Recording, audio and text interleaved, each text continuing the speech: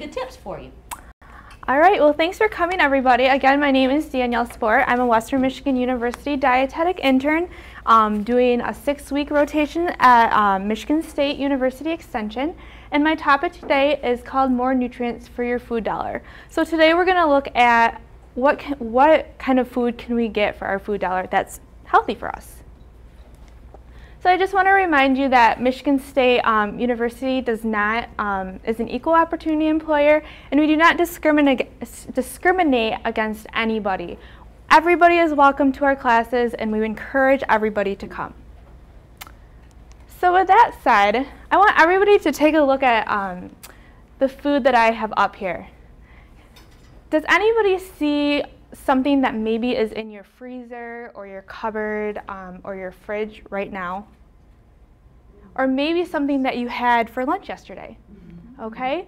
So these are all very common foods for us. So what was the common theme in the foods we just looked at? Quick. Processed. You got it. They're processed foods.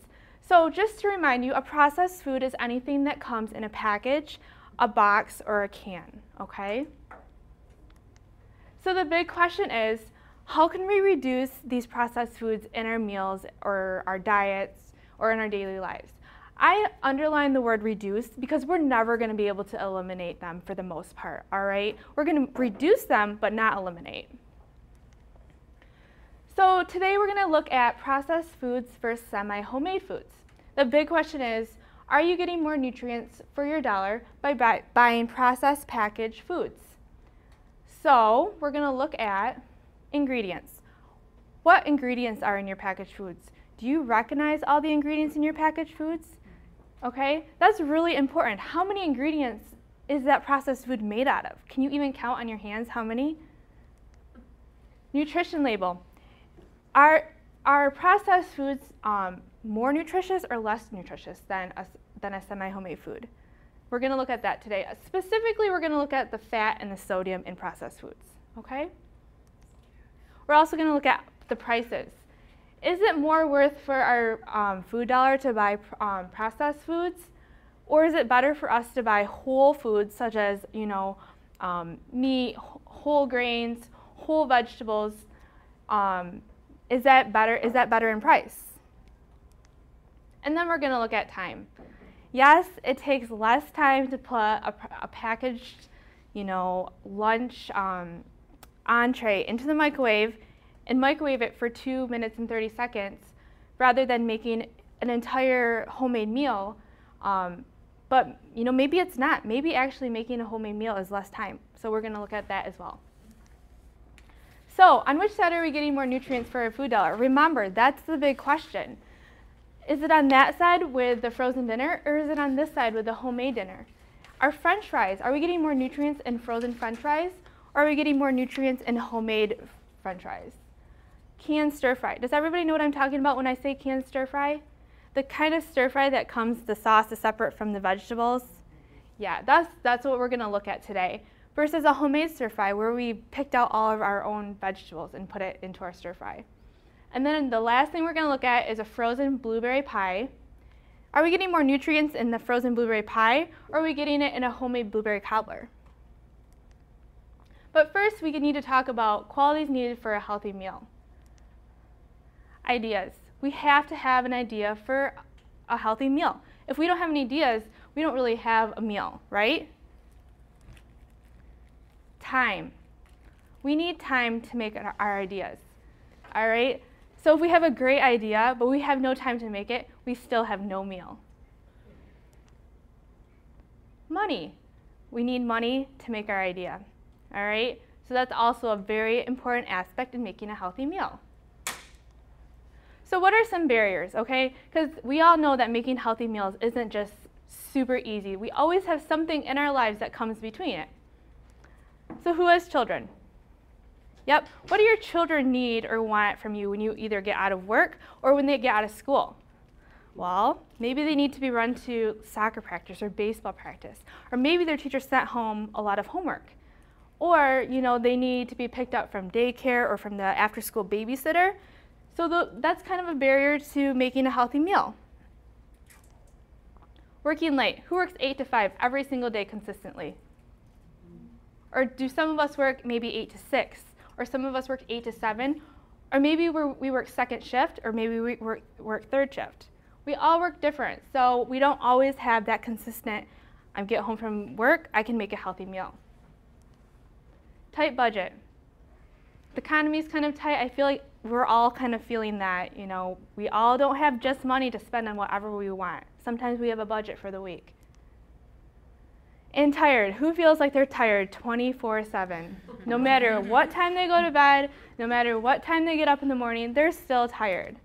Tiredness is going to be one of the barriers to making a healthy meal, all right? If we're feeling tired, we may not want to cook a meal.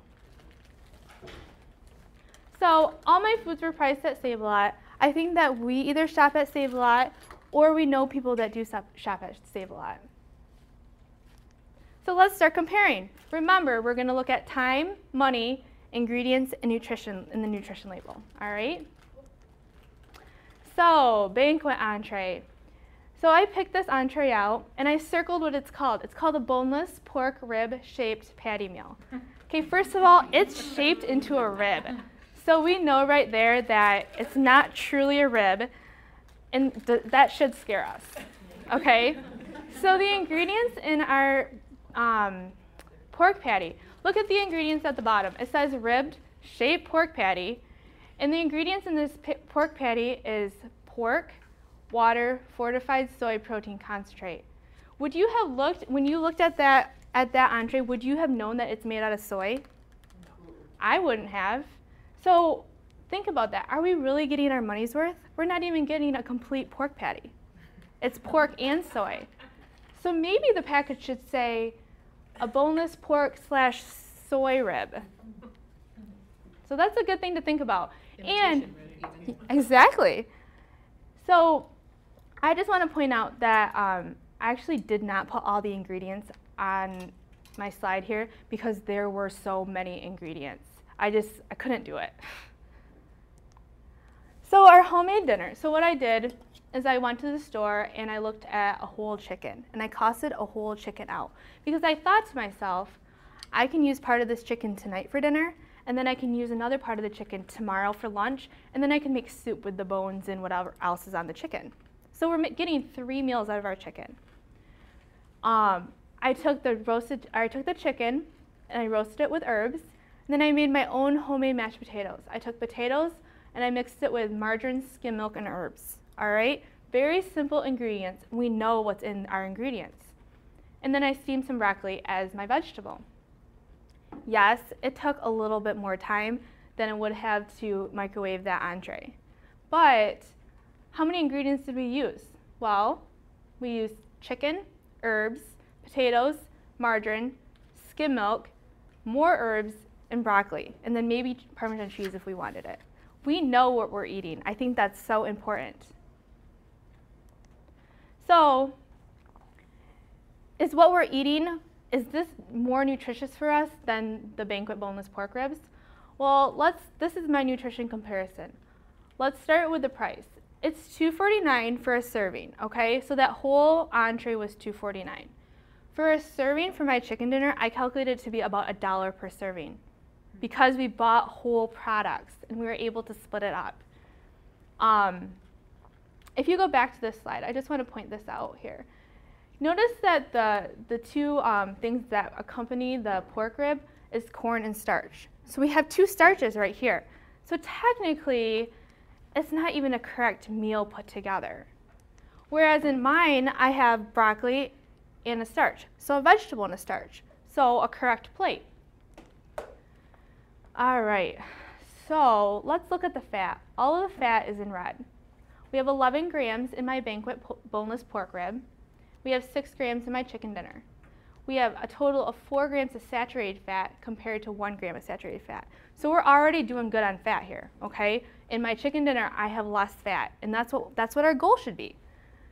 Look at the sodium, 830 milligrams of sodium. That's crazy. That's 35% of our daily value in one meal, compared to my 183 milligrams of sodium in my chicken dinner.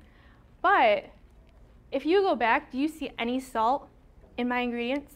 Nope, I didn't need salt. I had herbs to season my food with, all right? So we have to remember that packaged foods, we have to watch for sodium in packaged foods, okay? So my next food that I compared was frozen French fries. Who's had frozen French fries before? You just throw them in the oven, bake them? Yeah, sure. All right, well, let's look at the ingredients. Potatoes, canola oil, salt, artificial flavors, and then disodium dehydrogen pyrophosphate to promote color retention. Artificial flavors. Really, do we need artificial flavors in our potatoes? So think about that when you look at your ingredient list. Do we need these things in our ingredients? And then we bake them for 25 to 30 minutes. So it does take some time to bake them. So I thought to myself, well, why don't I just make homemade French fries? I use potatoes that are left over from the chicken dinner that I haven't used in my mashed potatoes. I use oil, any seasonings you want. You can change it up. You know, you can use a different seasoning every time, and maybe a little bit of pepper. They are going to bake for 30 to 40 minutes, so it might be a little bit longer, but 5-10 minutes. Can we wait that long? Yeah, I think so. And then an idea for dipping, I just thought I'd throw this on there because this is really good. You take fat-free sour cream and you just mix it with a bunch of different kind of fresh herbs, and it's a great dip for homemade French fries. Okay. So our nutrition comparison, we already see that it's more expensive to buy frozen French fries per serving than it is to make our own French fries. The calories are a lot higher. The total fat is a little bit higher, but look at the sodium. Again, out of this world, 347 milligrams for 1 cup of French fries. Compared to our homemade French fries, we have 6 milligrams of sodium. It's because we're able to watch how we make our homemade French fries, all right? So, vegetable beef stir fry from a can.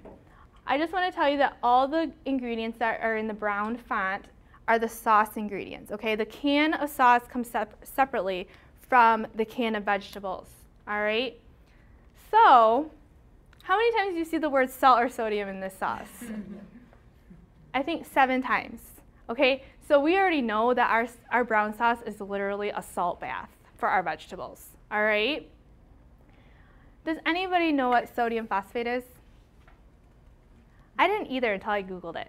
The first thing that came up under my Google was that sodium phosphate is called Osmoprep, and it's used as a colon cleanser for patients that are receiving a colonoscopy.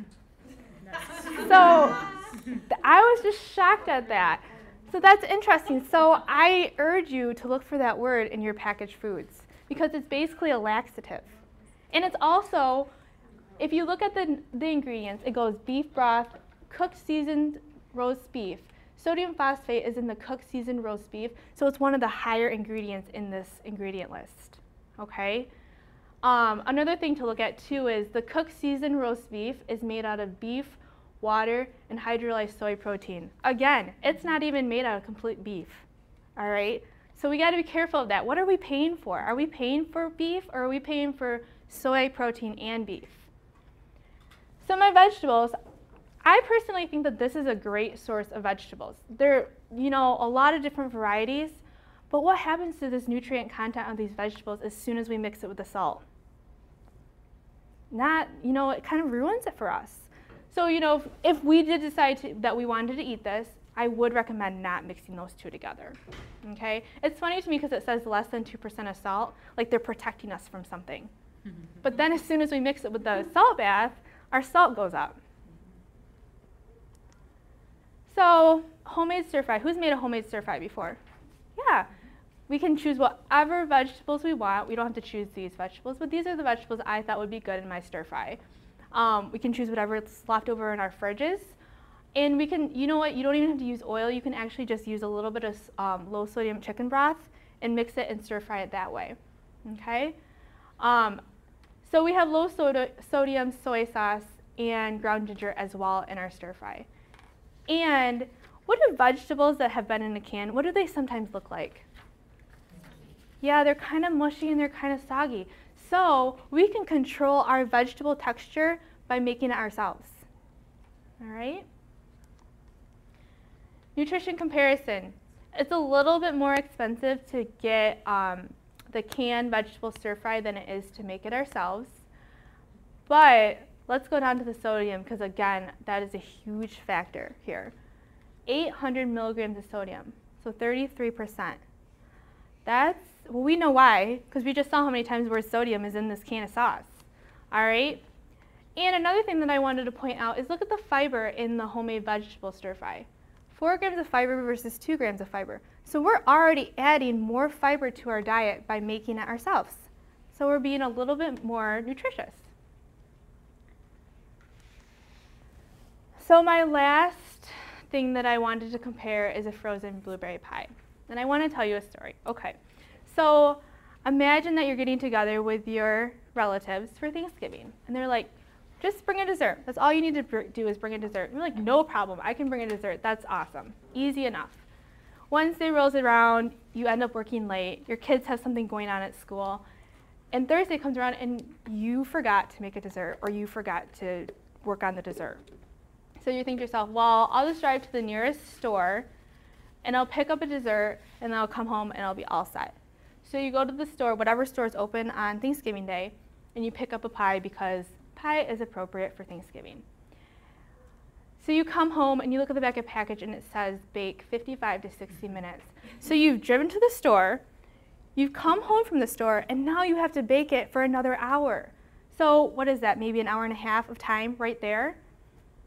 All right, so that's that issue. Now let's look at the ingredients, all right? How many different kinds of sugar do you see?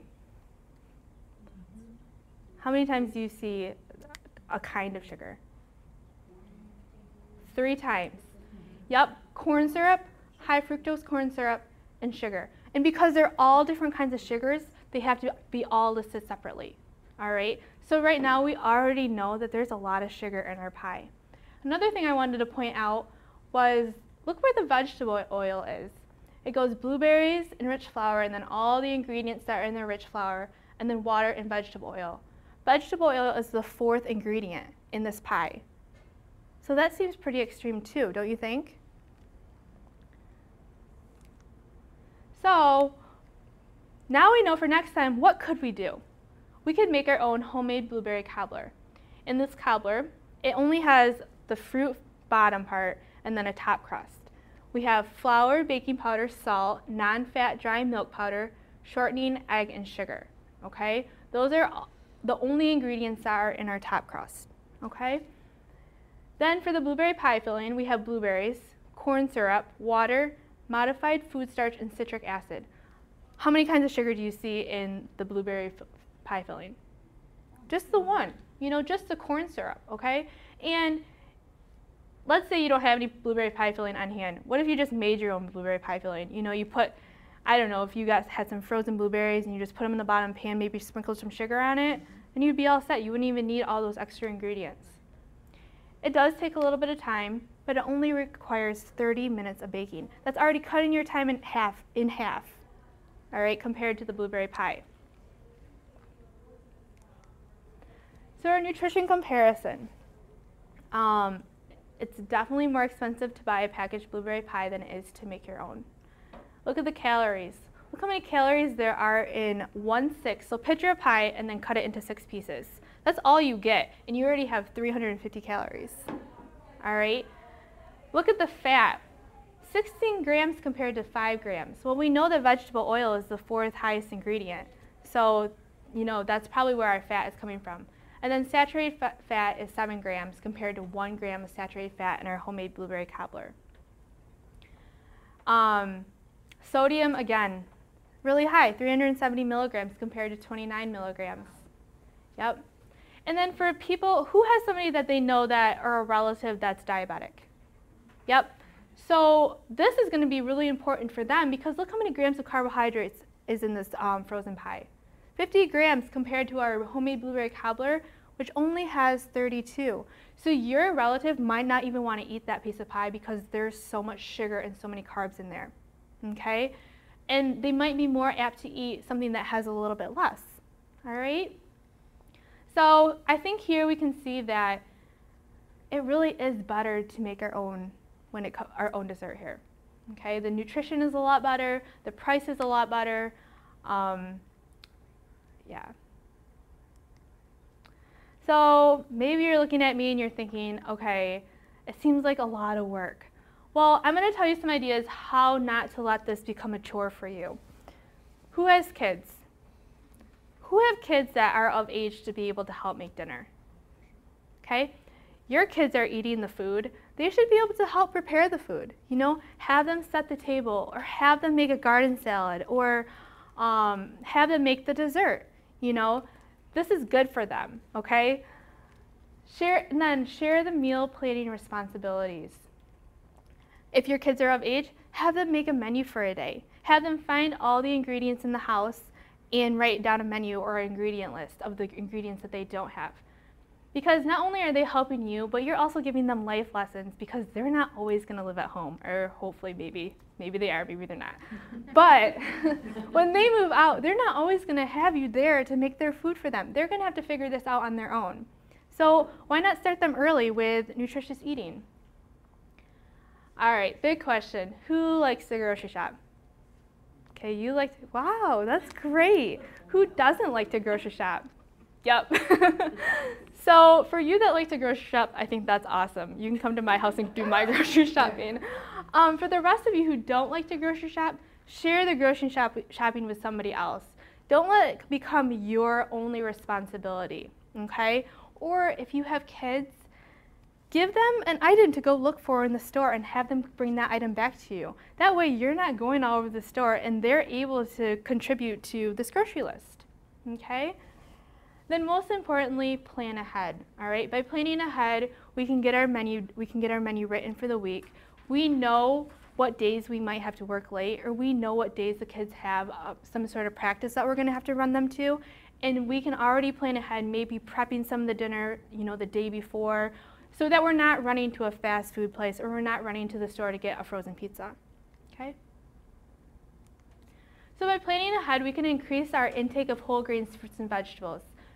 We're doing this by making a menu, all right? We know what we're gonna eat. We're not relying on packaged foods all the time. By planning ahead, we can increase our ability to use our food dollar more wisely. So if we took $5 in one hand, $5 in the other hand, we could go to McDonald's and buy 2 hamburgers, 2 French fries, and a Coke, a large Coke at that. Or we could go to the store and buy fresh produce, a couple pounds of chicken, and some fruits and vegetables, or whole grains. What hand is more nutritious? The one that we bought at McDonald's or the one that we bought in the grocery store? Okay, that's using our food dollar wisely, all right? By planning ahead, we can increase our ability to eat fresh, not packaged foods. So we're making a menu, we know what we're gonna have, we're not having to rely on running to the store last minute to buy a pizza or to buy a frozen lasagna, okay? By planning ahead, we can increase our ability to slow down and enjoy our meals. Who feels that they eat too fast? Who feels like you sit down, you eat, and before you know it, you're already up doing something else? Or who's spent a lot of time making dinner, and you see your family wolf it down like they don't even know what they're eating, and 10 minutes later, they're up and out the door? So we need to slow down, and we need to enjoy our meals. I think that's really important. And it makes meal planning and making not so much of a chore, because people are actually enjoying it. By planning ahead, we can decrease our intake of sodium. Going through all those packaged foods, we saw how much sodium is in packaged foods. By planning ahead, we can decrease our intake of fat, saturated fat, and trans fat. Again, we saw how much fat is in packaged foods. There's a lot more than if we just made it ourselves. By planning ahead, we can decrease our risk of high blood pressure and strokes. High blood pressure and strokes are related to our intake of sodium and our intake of fat, saturated fat, and trans fat. When we have high intakes of those things, we're going to have a high risk of blood pressure and strokes. And then by planning ahead, we can decrease our risk of heart disease and heart attacks.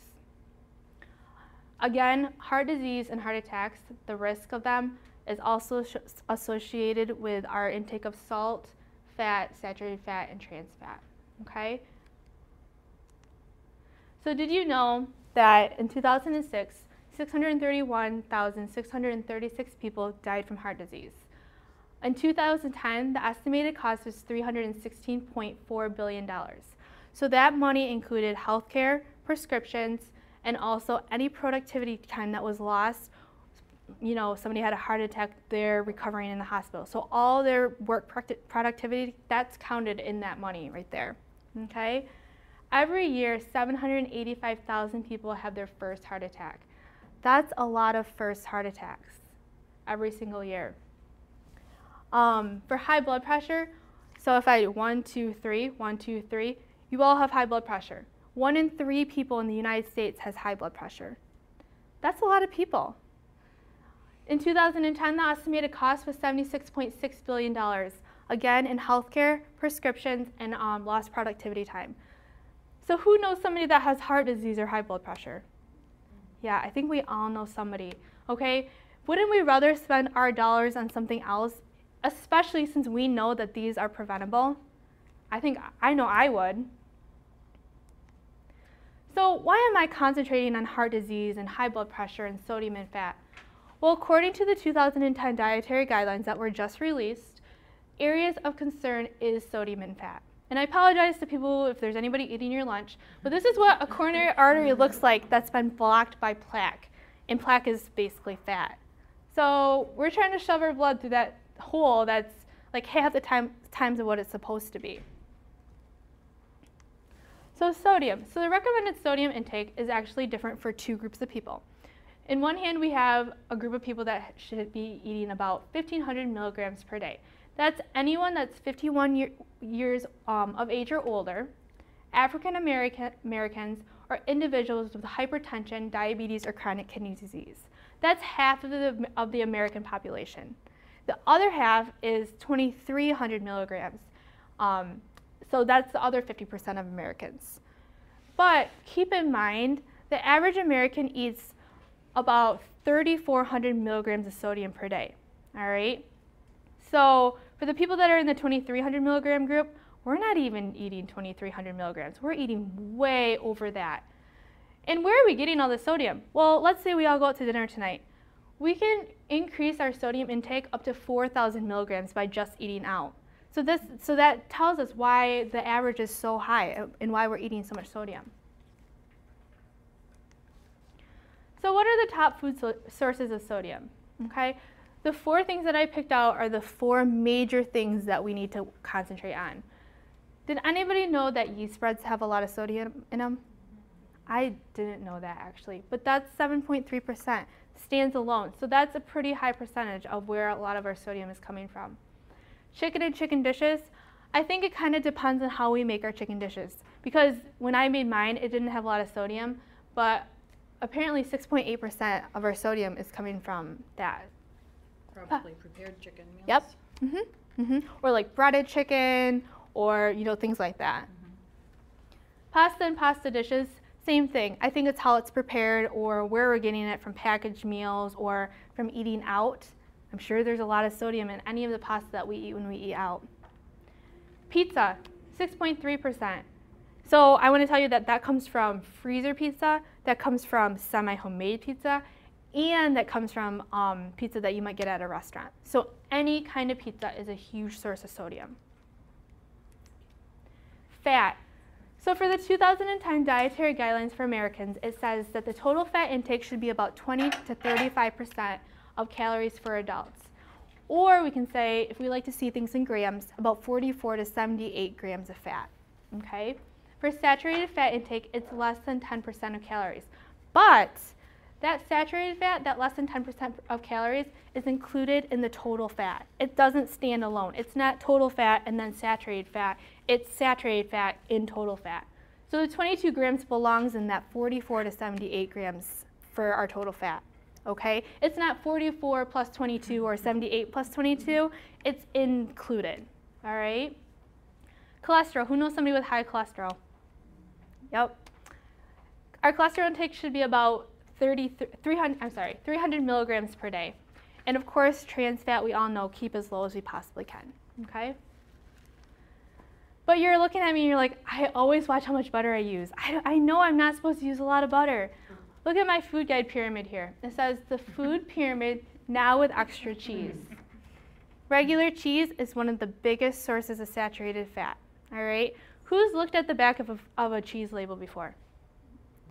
Before I looked at the back of a cheese label, cheese was literally another food group in my food pyramid.